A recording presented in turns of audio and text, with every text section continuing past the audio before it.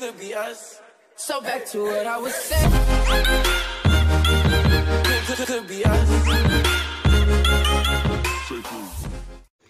పొగ తాగటం, మద్యం సేవించటం ఆరోగ్యానికి హానికరం. Smoking, drinking injurious to health. Friends చూస్తున్నారు కదా, ఇక్కడ మనం చూస్తే మనం 80 ఫీట్లు 30 మీటర్ల బంకర్ దగ్గర ఉన్నాం. చూస్తున్నారు మీరు. ఇది దాదాపు 5 కిలోమీటర్ల వరకు లెంత్ ఉంటుంది ఫ్రెండ్స్. మనం అక్కడ దాకా కూడా వెళ్ళాం. డైరెక్ట్ సిహెచ్పి దగ్గర నుంచి డంప్ అయ్యి ఈ సిహెచ్పికి వస్తుంది. అంటే ఓసి దగ్గర డంప్ అయినాక ఇక్కడికి వస్తుంది బొగ్గు. అక్కడ దాకా వెళ్ళి చూద్దాము. కమాన్.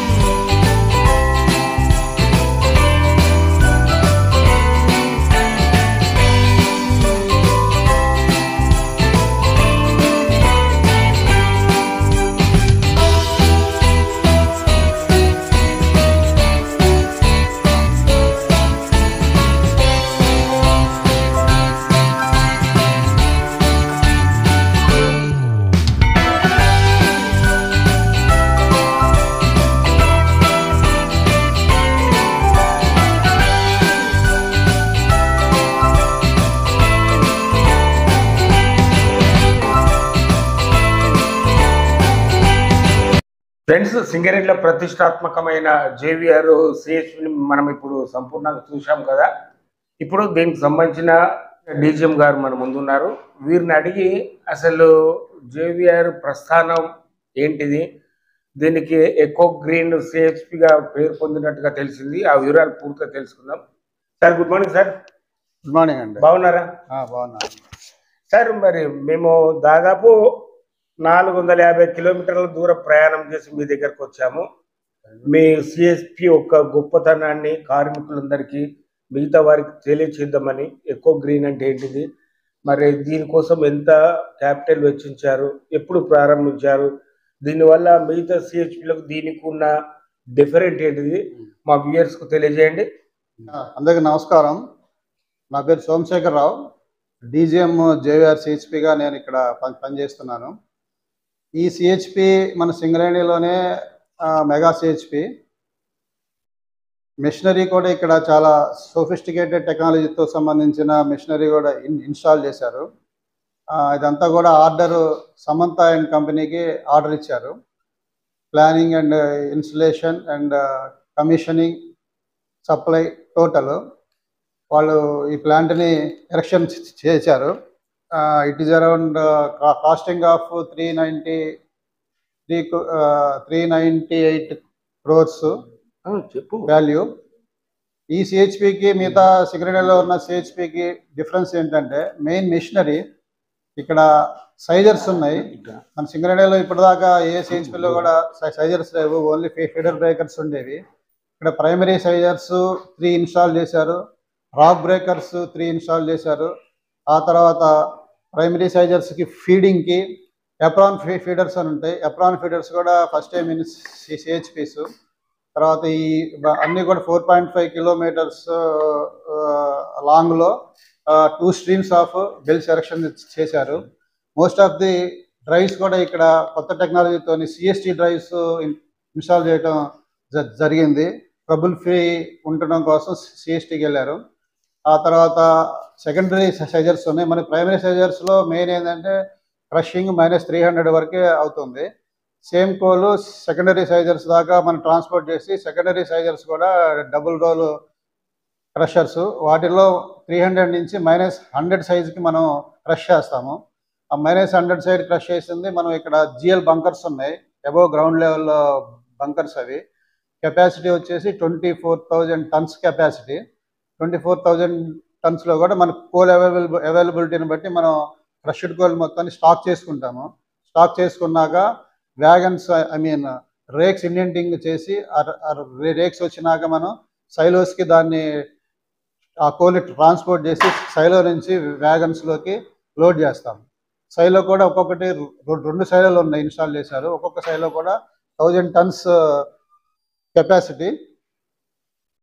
ఇక్కడ మ్యాక్సిమం వచ్చేసి ఇది capacity of the CHP installed capacity is 10 million tons per annum capacity.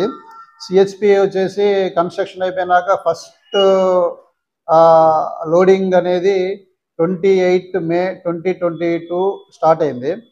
ఆ ఫైనాన్షియల్ ఇయర్లో మొత్తం మనకి 7.23 million tons డిస్పాచ్ చేశాము. ఆ తర్వాత మనం హ్యాండ్ ఓవర్ చేసుకున్నాము సిహెచ్పిని.